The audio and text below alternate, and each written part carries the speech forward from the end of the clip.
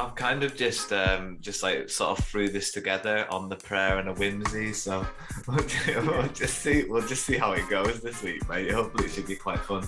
But you know what?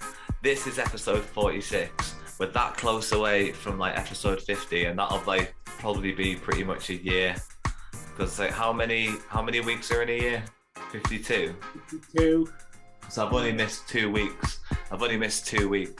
So obviously next week's going to be the Christmas special, and then as long as I don't miss anything, we'll have our 50th anniversary and our 1 year anniversary at the same time, kind of thing. So that's quite cool. Yeah, that's quite cool. So I'm thinking about bringing out some kind of like poster or something with like drawn of my mind or drawn from my mind, the Instagram guy that I've used before in the past. But I'll yeah, you've done a few decent looking poster type things.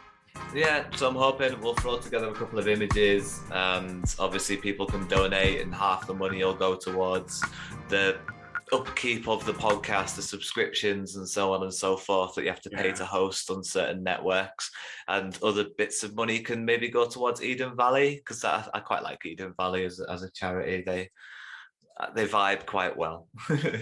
Yeah. Well, I reckon that's a nice little soft open. Let's do a proper open. Okie doke.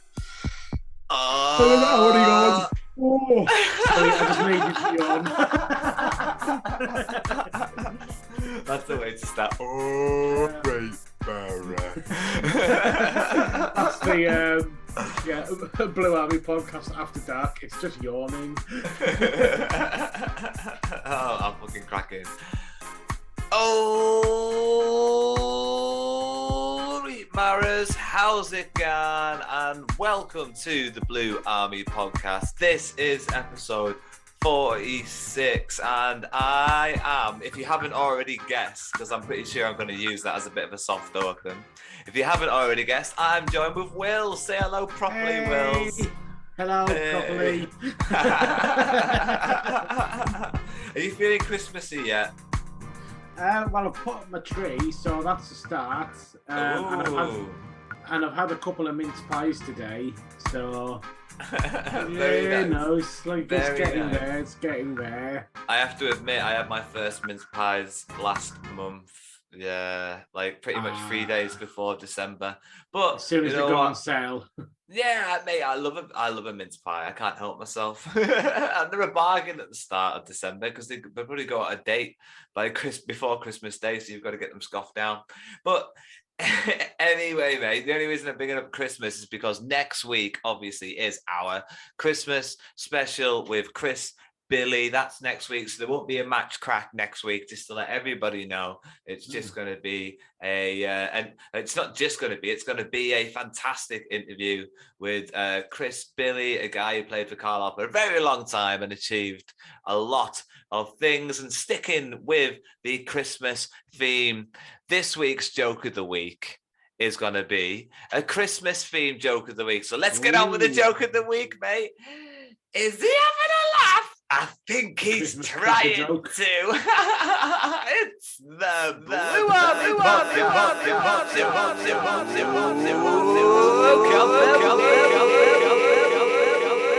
Get in. There we go, mate. Right, here we go. This week's joke of the week for you, Wills. What do you get when you cross a snowman with a vampire? Oh, I don't know. What do you get when you cross a snowman with a vampire? You get frostbite. It's one of them gutter punches this week, isn't it? It's a gutter. Quick swig of lager for that one. Oh dear. But there we go, mate. I wanted to stick with a Christmas themed joke, and you'll get another one next week. And like I said, I think I told you off camera or something that looking for these jokes, there's only a certain amount of time you can lose so much time looking for a really good joke. And I don't know, I quite enjoyed that one. Yeah. Right, let's get on with the roundup for the show, Wills. And I'll tell you what we're going to get up to this week on the podcast. We'll be having a deep dive into Carlisle's win against Stevenage for a bit of fun. Also, we'll be having a season so far quiz. I've came up with 10 questions. I'm the question master, and you, Wills, and the audience are obviously there to answer said questions, and we'll go through them all at the end of the show. So we've got a season so far quiz. We've got a win to talk about. But first, let's have a little bit of a news roundup. We haven't done a news roundup in a while, Wills, and mainly because there hasn't been a terribly lot going on at Carlisle since Millen taken over. It's been quite sort of tried to be kept a bit quiet, all samey news. It's either board, get out talk, or it's Carlisle aren't doing well, or it's all very quite samey and safe, the press coming out of Brunton Park these days. And there's a good reason. Yeah, there's a good reason for that. But in sort of outside of Carlisle United related news, a former Carlisle United youngster, Jared Braithwaite, has just signed a long-term deal with Everton. And I mean, hats off to the youngster. He's still only 19 years of age, mate. And to me, it's a hell of an achievement for the Carlisle youth setup to get a player into that elite level of English football. And it looks like he's going to be there until 2025. Now, you've seen Gerard Braithwaite in the flesh playing for Carlisle United at the age of about 17 on a few occasions at Brunton Park. Is there anything that stood out for you in those early days? Yeah, he's just generally a very mature player, and players of that age, that I think that's kind of like often the indicator maybe that they're going to go on to have good careers if, right away they come out of the youth team and they don't with how professional football works. He slotted into a defence that was at times struggling, but he did well in the games that he played for us there. Just didn't look like a 17-year-old. I feel like that's probably why he's been kept on. He's still involved in the England under-20s international setup. You can imagine him being able to push forward and get into that under-21 squad at some point, and obviously the penultimate stage to that is an international cap, and he'll have to stay in the elite level of English football to achieve that. He's been in and around the bench for Rafa Benitez's side, but as far as senior appearances go under Rafa Benitez, none so far with Rafa. But he's been on loan at Blackburn Rovers, and obviously he's still only 19 years of age, so a long future ahead of Jared Braithwaite. In other news, obviously the Carlisle takeover that has collapsed, mate. I have to be honest with you, I completely missed this one. I have been swamped at work recently with the big move and all that kind of stuff. And I've completely missed this one. But quite interestingly, when I've gone through some of the comments, they've commented on the News and Star website. One of our friends' comments from Twitter, Liam Denwood from Blue Army TV, said about the collapsing takeover, "I'm not even angry anymore. It's just sad at this point." And I think that's a good comparison, Mr. Liam Denwood, sir. What do you have to say about this, mate? Because like I said, I don't know a lot about this sort of takeover this time around. Yeah, no, I mean, neither do I. I'm not sure if anyone does really. I had no idea that there was actual takeover on the books. I know the board have said frequently, I think the term they like to use is succession plans. I always just sort of thought it was waffle. I never kind of like thought there was an actual people in place who might have been going to take over the club. But apparently going back to 2019, they had gone through the process of doing the EFL's fit and proper person test. So I think we're assuming it's Philip Day, but it hasn't been confirmed as well. I think that's the other thing. I've not seen anything that like details exactly who was going to be taking over, what sort of circumstances they would inherit. I think the most the News and Star said was that or the BBC, because it actually made the BBC's sort of like football news, was that EWM were involved. I don't know. I'm just waffling at this point because I've got like no further information. Just that like I can but I can empathise with Liam Denwood because I mean without even having a genuine plan of a takeover to get our hopes up about, hearing that the takeover that was going to happen that we didn't know about now isn't going to happen. It just seems like business as usual, doesn't it? Oh yeah, mate, it does actually. It's one of those situations where it's hard to believe that it's not the board.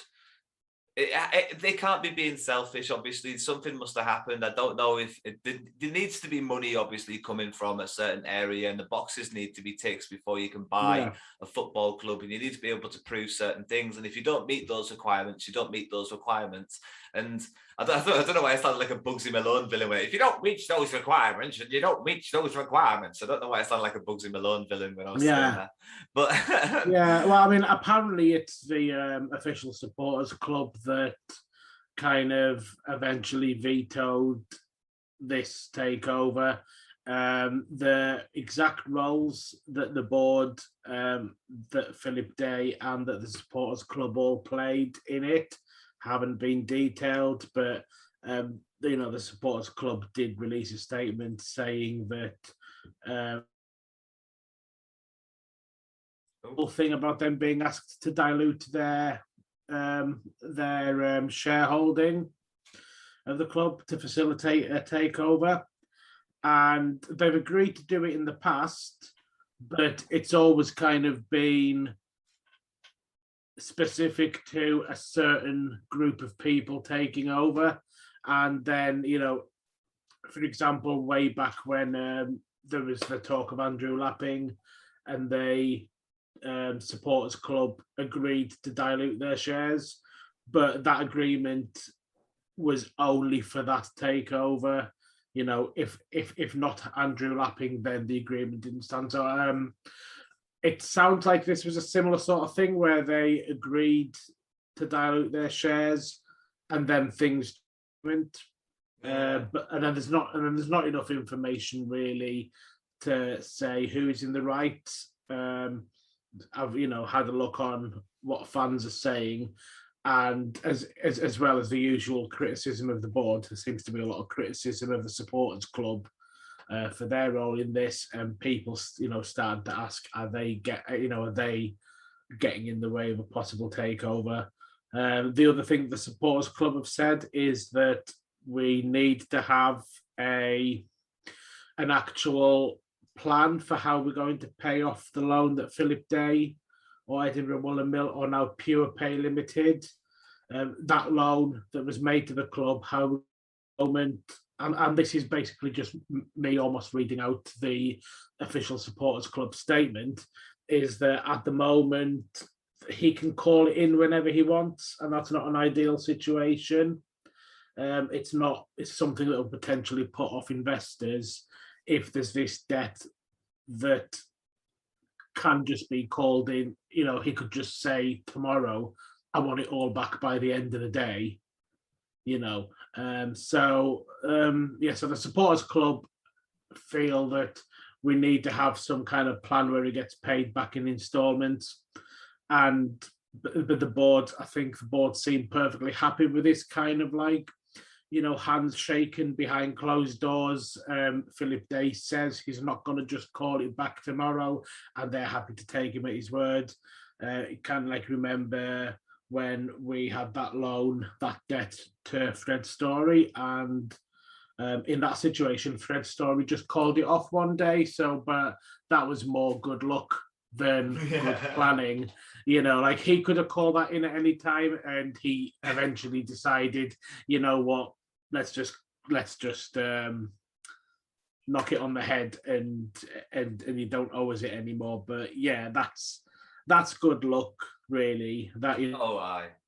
that's a man who always attitude loved of let's just shake on it. That's not the board's attitude of let's just shake on it. bearing fruit, I don't think. Well, a way that Carlisle United might be able to raise a bit of funds, at least, is that Callum Guy has been heavily linked with Wrexham recently. Obviously, at the moment, he seems to be quite informed, doing quite a good job in the Carlisle United squad, back on set pieces more recently and contributing towards those assists once again in the campaign. If Callum Guy was to go, what's your price tag? I have no idea. I mean, Really? I don't know what. Same as what Hayden went for. I don't know. I can't remember what Hayden went for. I don't know. 300. Five.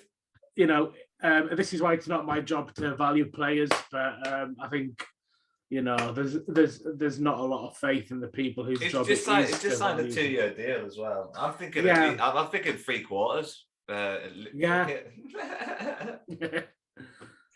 I mean, Wrexham, they got their Hollywood money. Exactly. Yeah. I don't think Keith Miller would want to lose him though.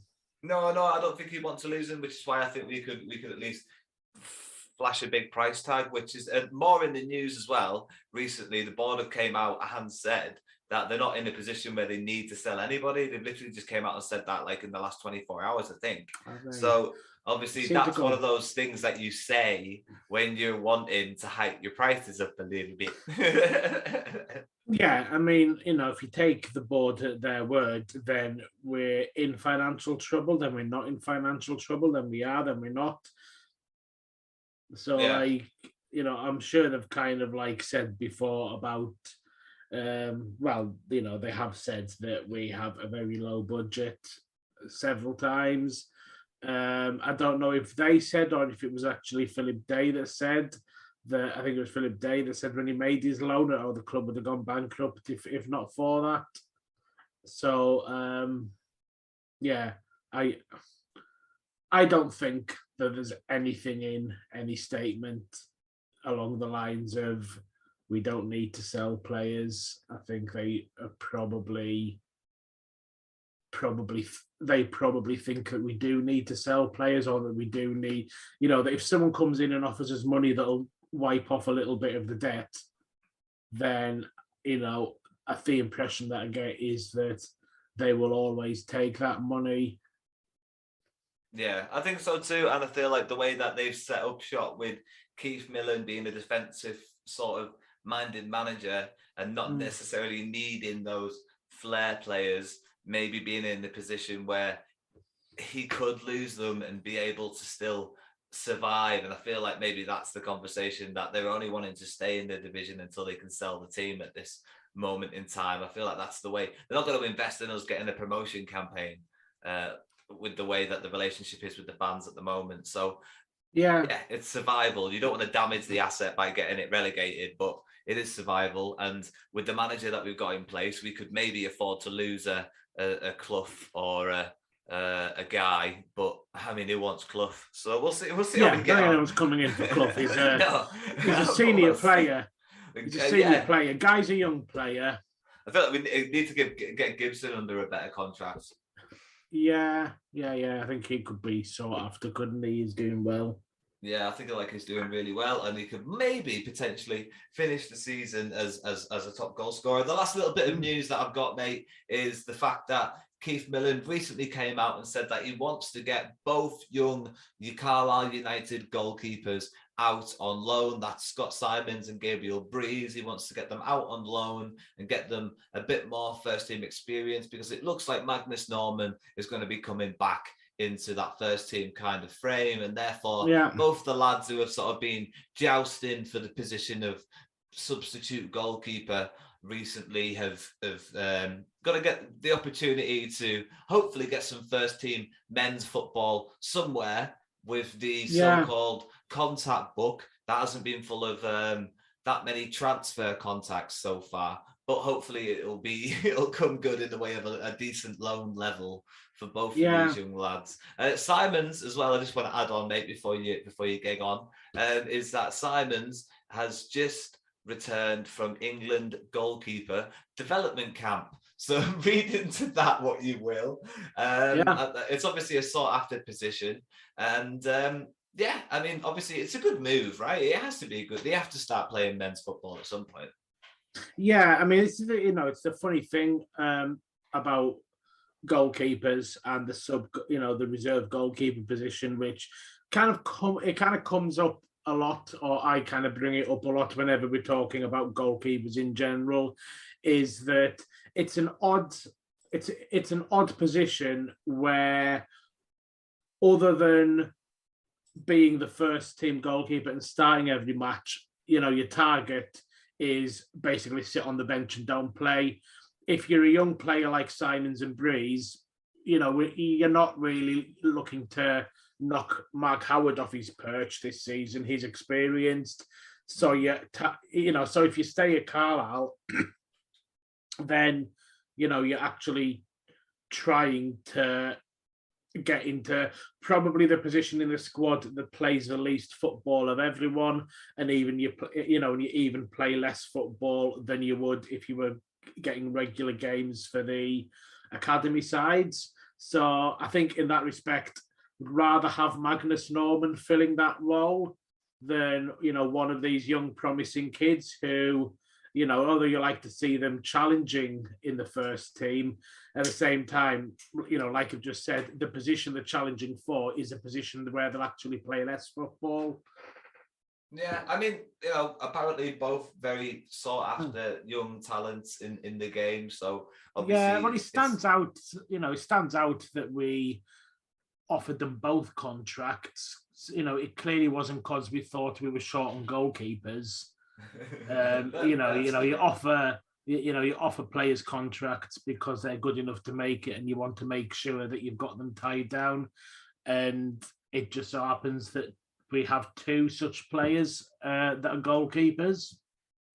Well, hopefully, they'll get out there, they'll get a really good bit of experience, and next season they can use that experience to maybe lend a hand in the Carlisle United first team a bit more, and not necessarily so much in the Cumberland Cup, but all the best of the lads playing in the Cumberland Cup. Yeah. I feel like it's on Sunday. I think they're playing Cleaton Moor on Sunday. I think we mentioned it last week on the podcast. Yeah.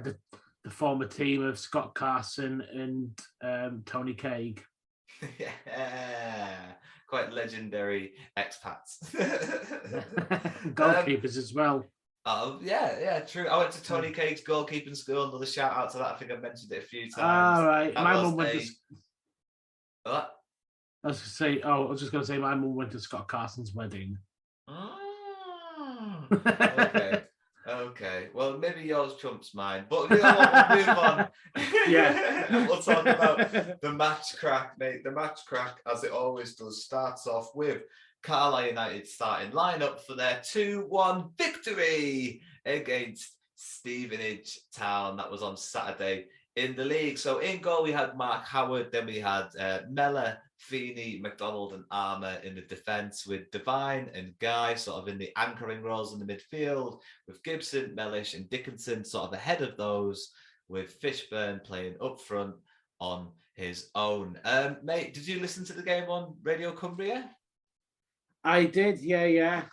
The first half sounded. I was trying to listen while I was at work. I was at the kitchen. Yeah. But the first half sounded to me as if Carlisle were quite under the cosh for the most part. Was that the impression you were getting as well?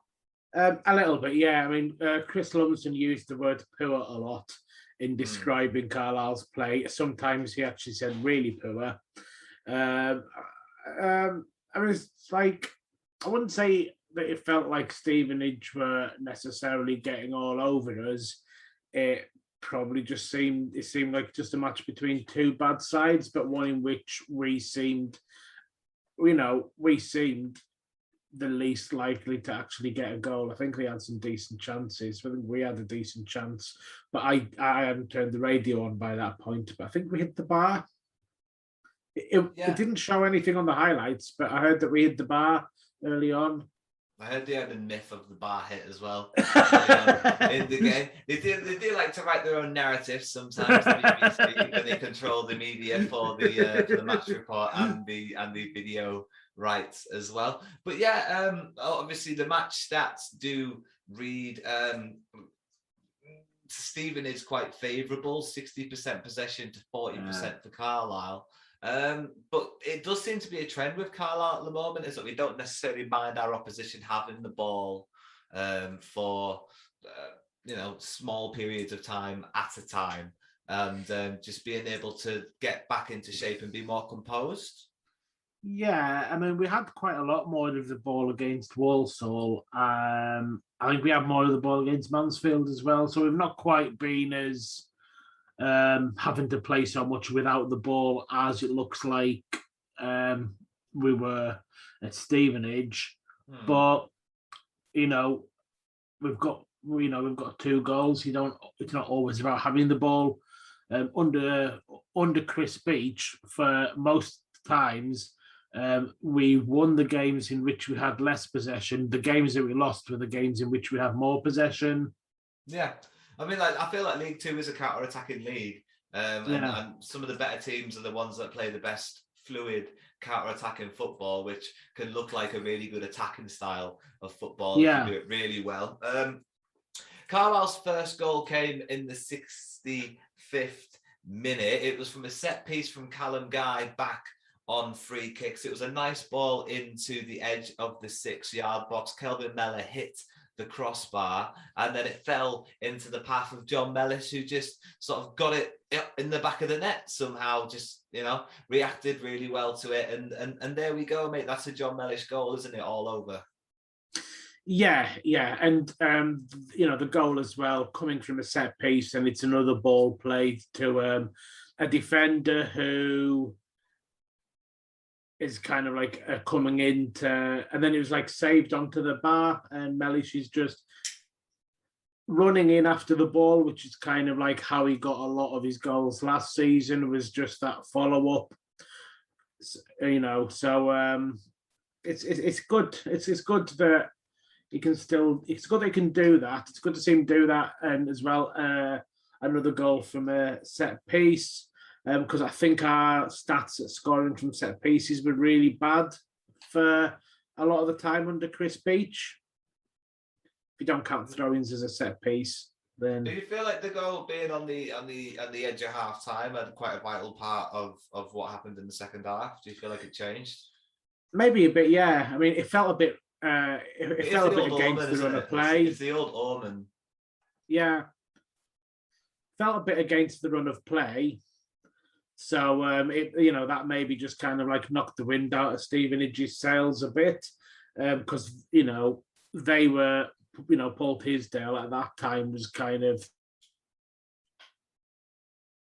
half beat, still 0-0. How do I change that? And then suddenly behind, and then I guess you got plans to talk about the second half. Stevenage weren't as good, so yeah, I mean, it seems like the tide did turn a bit, and Millen must have had a pretty decent team talk, because Carlisle came out with the tails up, and Fishburn made a bit of a nuisance of himself, from what I could hear. Not really so much in the way of any highlights, unfortunately. Yeah. For the lad, and he was substituted off, wasn't he? When was he substituted? Right at the end of the game, actually, he was substituted off. In the 93rd minute. But I mean, 93 minutes for Fishburn. What more can you ask for the lad? From what I could hear in the second half, he was making a nuisance of himself. He was getting in decent positions. And I mean, the midfield sounds like it's doing quite a nice job with Devine and Guy in there. And I feel like that was something you said a couple of weeks ago, might make a really good partnership. And looks like you've done a good job there, lads.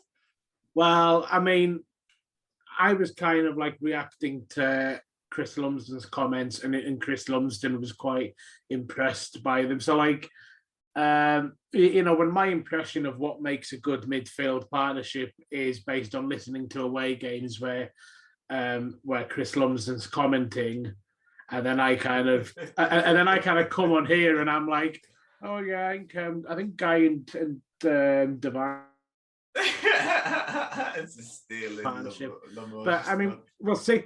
Yeah, I mean, we've got to see how it goes though as well, because you get a lot of false starts where it seems like a role has been tied down, and we've finally kind of like found a formation that works in a certain place. And I think we're talking, or I was talking not that long ago about a front three or a three just behind a lone striker, if we can get one, of Clough, Gibson, and Dickinson, and that being something that really seemed to work. But that seems to have gone by the wayside a bit. Other than Gibson, who's quite bright in moments, Clough and Dickinson seem to have faded away again a little bit, and kind of seem to be kind of like drifting out of games again. But also I don't think that Clough, Dickinson, and Gibson as a forward three is necessarily something that we can afford to try anyway, because that kind of requires a certain formation, and that's not what Millen's wanting to do. No, I mean, you're quite right. It did show that in the substitutions in this game that Millen was quite happy with the formation that he had and wanted to stick with the game plan that he had, because he didn't make any substitutions until like the 90th minute of the game, and they were just sort of time wasting decisions. Well, when you see them on paper, the time wasting decisions. I think I was quite busy for the last 10 minutes of the game, unfortunately, but it sounded like the second half was a really good performance from Carlisle, and obviously that's when Jordan Gibson broke through and scored the second goal. I mean, what a run from Gibson. He just picked up the ball in and around the 40-yard away from goal and just ran at the defenders, and he went down in the box under an obvious penalty challenge, and he stood up and he picked the ball up and he decided he was taking the penalty, mate. I mean, what do you think of that kind of character shows? I mean, in a team where nobody's really scoring goals, and I'm not sure what the confidence of anyone else was, whether anyone else was even saying, I can take the penalty. Gibson seems to have had the confidence to just say, yeah, I'll do it. And maybe he feels as well that he deserved the goal, having created the chance. It was a good, it was a couple of good touches that he took running forward, and that's the sort of thing that is just kind of being a bit clever, a bit flair, running past someone, and finding ways to get into the box. And what else was I going to say? I don't know. Oh yeah. And again, just going off the radio commentary, it did sound a bit like Gibson had a quiet first half at least, and with him being probably our best player at the moment, when he has a quiet first half, that could be a factor in why the team as a whole seemed to have a quiet first half. But he still had it in him to do a really good bit of skill just before the goal. Yeah, it does look like he's got it in him to be one of those players that can contribute one in maybe once in every 2 games or something like that, to have one of those match-winning moments, maybe one in every 3 games. It just depends on if he can get a really decent run in the first team as well, because he does seem to be one of those players that does get changed a lot for Clough, for Dickinson, those kind of players. So he's not always in and around the first team. And I feel like he did have a little bit of a niggling injury at one point that kept him out of the first team for just around 1 or 2 games. But I mean, mate, 2-0 Carlisle United, and they saw the game through to the end in the solid fashion that they saw the full game through, really quite a consistent defensive performance from what I could hear. Hats off to Millen. He seems to be getting that defensive line and that defensive shape in a really good working, effective formation. Yeah, no, I agree with you there. Yeah, I mean, there we go, mate. I mean, for me as well, we'll move on and we'll talk about, obviously, as we always do here on the Blue Army podcast, the Foxes feature man of the match. For me, the Foxes feature man of the match has to be Gibson. I'm going to give it to Gibson. I just, yeah. When you're the player that can kind of turn a whole game around, and it's evident that you can turn the whole game around based on what you can do in the spare of a moment, that little bit of flair.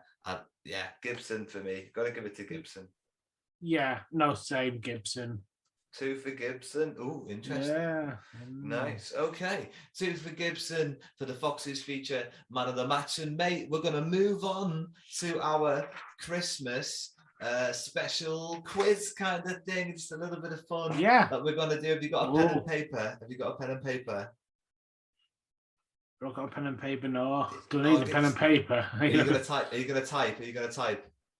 So what, do I need to take notes? Yeah. You have to write your answers down. We're going to go through them at the end, and you can do that if you're sitting there somewhere at home, or you can do it in your head. But yeah, write your answers down, and we're going to go through them once we've gone through the 10 questions. So, mate, when you are ready, obviously, I can put in some sort of countdowning music if it's going to take you that long to get hold of a pen and paper or something ready along those lines. All right, here we go. I was struggling to improvise words, but there we go. We've got I've got 10 questions, mate, and I feel like it's going to be quite a laugh. It's the season so far quiz. Yeah. That's what we're going to do.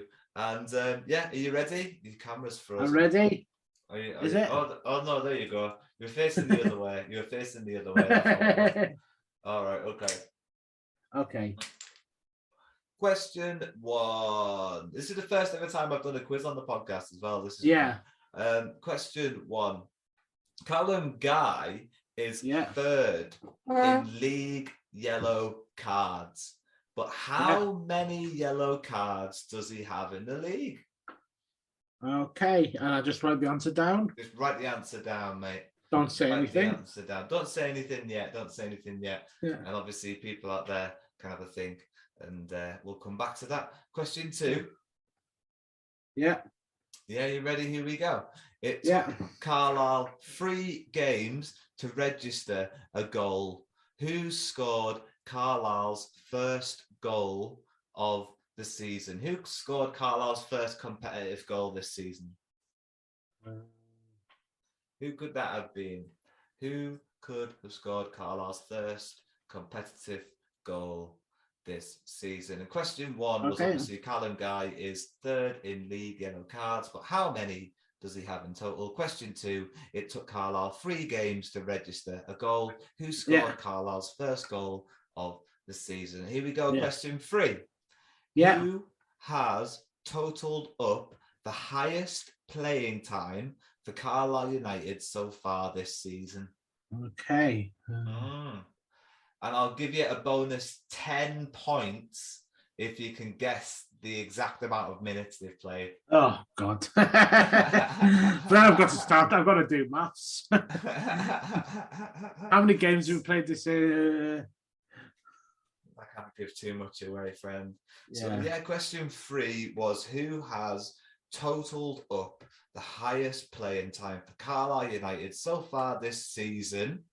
And for a bonus 10 points, how many minutes have they accumulated? All right, question 4, you ready? Yeah. Right. Carlisle have 3 top club goal scorers so far this season. Yeah. I'll give you a point for every one you can get. Okay, so Carlisle have 3 joint top club goal scorers so far in this league campaign. Yeah. Can you get all 3? A point for every 3. A point for every one. A point for every one. Nice. We're blowing through this. Have you got some? I have, yeah. Nice. All right, here we go. Question 5. How many wins do Carlisle currently have in the league so far this season? Yeah. How many wins does Carlisle have so far this season in the league? In the league, just in the league. Got it? Yeah. Okay. What's this? I don't know what this question is. Here we go. Who gave Carlisle a huge ass kicking and handed United their heaviest defeat of the season so far? And you'll get a bonus point for if you can guess the score as well. So who gave Carlisle United their heaviest league defeat so far this season? Heaviest league defeat for Carlisle United so far this season. And a bonus point if you can get the score. Yeah. All right, here we go to question 7. Unfortunately, Magnus Norman suffered an injury causing Carlisle to offer a short-term contract to Mark Howard. But between Mark Howard and Magnus Norman, which one of them have played the most amount of minutes for Carlisle this season?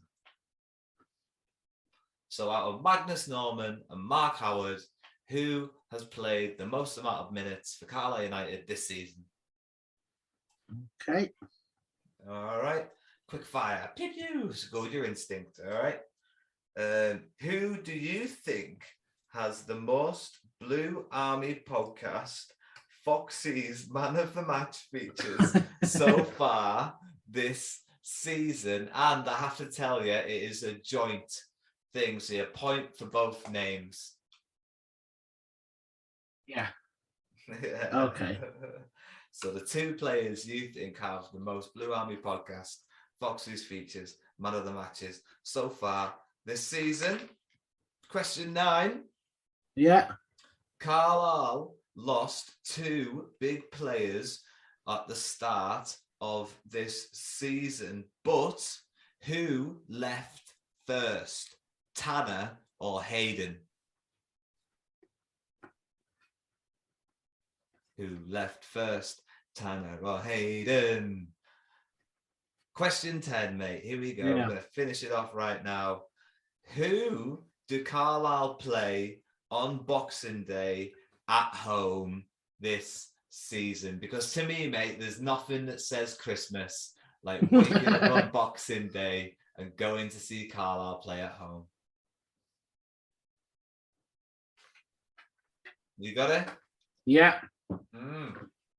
Right, here we go. We're going to go from question 1. We're going to run through all of them. I'm going to give you the answers. No. Question 1. Yeah. Callum Guy is 3rd in league yellow cards, but how many does he have? The answer is, Wills, what have you got? I've got 6. It's 7, mate. It's 7. It's 7. Close. Yeah, I know he got his suspension for 5, so he's obviously got. I thought maybe he'd got one more since then, but he's got a couple. A brace of yellow cards, you could say. It took Carlisle 3 games to register a goal. Who scored Carlisle's first goal of the season? Wells, what have you got? It's Tristan Abrahams versus Swindon, and I think it was a penalty. Dude, it was Joe Riley. Was it Joe Riley? Yeah, it was Joe Riley. Yeah, second league game of the season. But there we go. Question 3. Who has totaled up the highest playing time for United so far this season?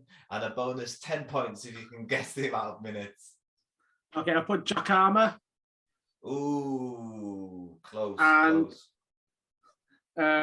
1,600 minutes. But I guess if Jack Armour's not the right answer, is it McDonald? It's Callum Guy. Yeah, you think you think because he's had a recent suspension, He might not have had so many, but obviously Armour's been in and out of the team when Beach was early on in the season. Yeah. So yeah, it's Callum Guyman with 1,773 minutes played so far. Hey, I wasn't far off on the number. I think that was a really good guess on the number. I don't think people would guess so high. I was just trying to I was just trying to think like approximately 100 minutes per game in what we're about 16 games in or something, or less than that. It was based on rounding up the number of minutes in a game to 100 to make the maths easier. Yeah. I mean, like now, it made a lot of sense. It made a lot of sense, and you nailed it quite well, mate. Maybe next time I do at the end of the season, I'll do it within the nearest 100 for you. I mean, I haven't got anything right yet, so we'll see. You should get one. You should get one of these at least. Mate. Yeah. Question 4. I know I've got one right. Carlisle have 3 joint top club goal scorers this season in the league. You get a point for every one. What 3 names have you got written down? Gibson. That's one, mate. Is it? You've got Abrahams. Yes, mate. That's another one. Riley. Oh, it's Mellish. Oh. It's Mellish, mate. Mellish. I think Riley was maybe in the cup scorer at one point. Yeah, I think he's at one point. Goals, like Gibson's got like 5 cup goals. But, I've got 2 points. Yeah, Nate, you're on the board. You've got 2 points, and we're on question 5. Here we go. How many wins do Carlisle currently have in the league so far this season? Oh, well, I know I've got this right. It's 4. Swindon, Salford, Walsall, and Stevenage. It's 4. Yeah, you've nailed it. And well remembered. I mean, when you've won as few games as we have, you tend to remember, quickly able to reel off the list of teams that we have actually beaten. Well, evidently you were. This is the awkwardly worded question that I've completely misspelled. It took me a while to figure out what I've written down. Who gave Carlisle a huge arse kicking and handed United their heaviest defeat of the season so far, and a bonus point for the scoreline in the league? Who have you got written down? What scoreline did you get? Sutton United 4-0. Yeah, that's the one. That's the one. So you're up to what? You're up to 5. 5. Yeah, Gibson and Abrahams for you. Yeah, you're catching up. Question you 7. Haven't been telling us. So did you write these questions, or have you got them somewhere and you're guessing at them as well?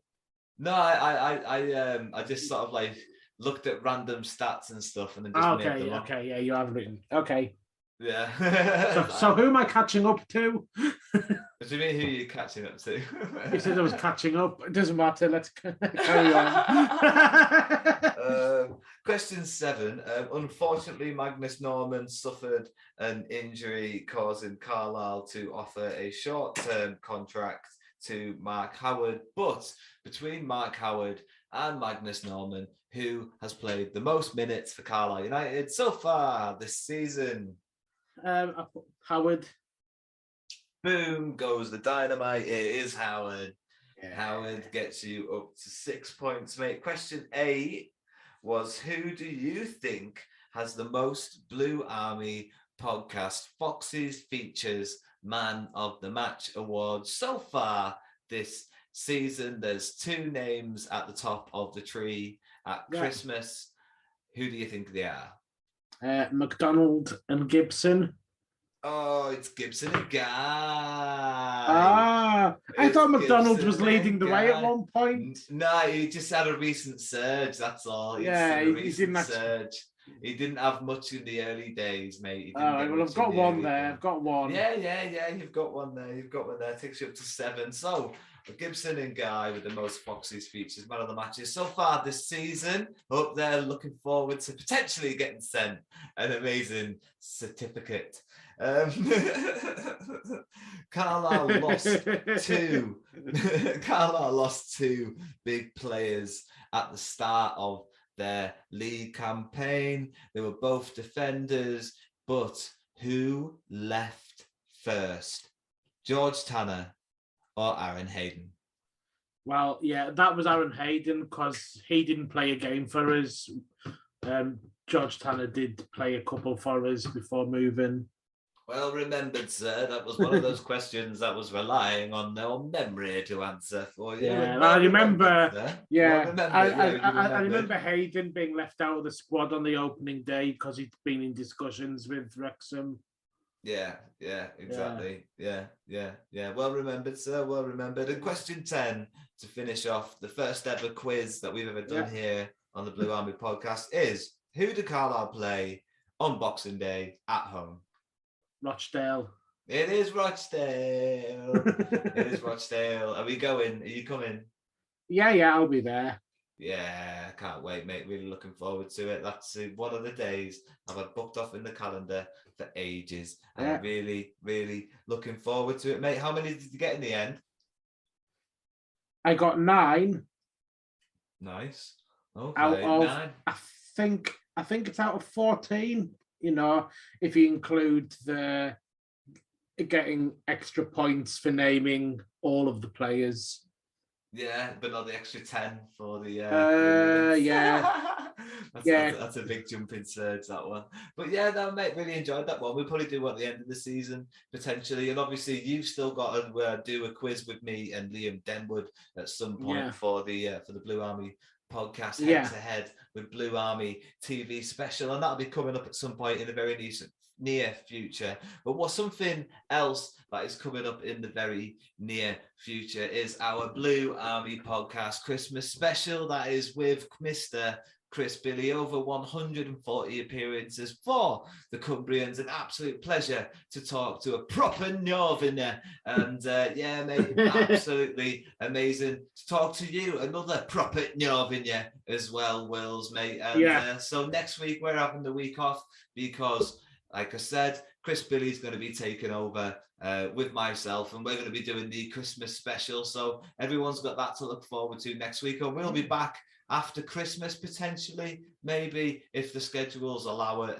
If not, I'm sure I'll be able to rope somebody else in to join me in the Blue Army podcast studio, or just on Zoom, because now we've got the option to do both. Exciting stuff going forward for the Blue Army podcast. Wills, thank you so much for joining me here for episode 46.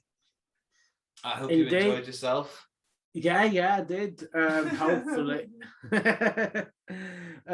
It's a weird one, isn't it, really? Because it seems like the fact that we beat Stevenage 2-0 was just a little bit of a extra little thing that's gone on this week. I mean, I think maybe because it was an away match and neither of us were able to kind of like fully commit to watching it. But yeah. No, you're very true. Carlisle's next game is against Bradford City. Bradford City not on a good run of form themselves recently, haven't won very much and have spiraled away from the playoff positions, not won in their last 5, lots of draws along the way. So hopefully potential for Carlisle to gather a little bit more momentum going forward. Mate, lots of ex Bradford players that we've got as well. Yeah, so it always spices it up when you've got a few ex of their players in the squad. So hopefully that'll be a really good game for Carlisle. And we haven't done a prediction in a while. Let's say I'm going to say another 2-0 for Carlisle. Why not? Let's start a trend. Optimistic. I've got a kind of 1-1. 1-1. You take a draw. Yeah, I suppose I could take a draw. Yeah, mate, thank you very much for joining me here on the Blue Army podcast. This has been episode 36. Thank you. And thank you all for listening, liking, subscribing, downloading, and I really appreciate it, guys. We're almost at the year point, and it seems to be going stronger every single week with all the interaction that we're getting, and absolutely appreciate it. So looking forward to the reaction to the Christmas special next week with Chris Billy, and bye for now. Bye.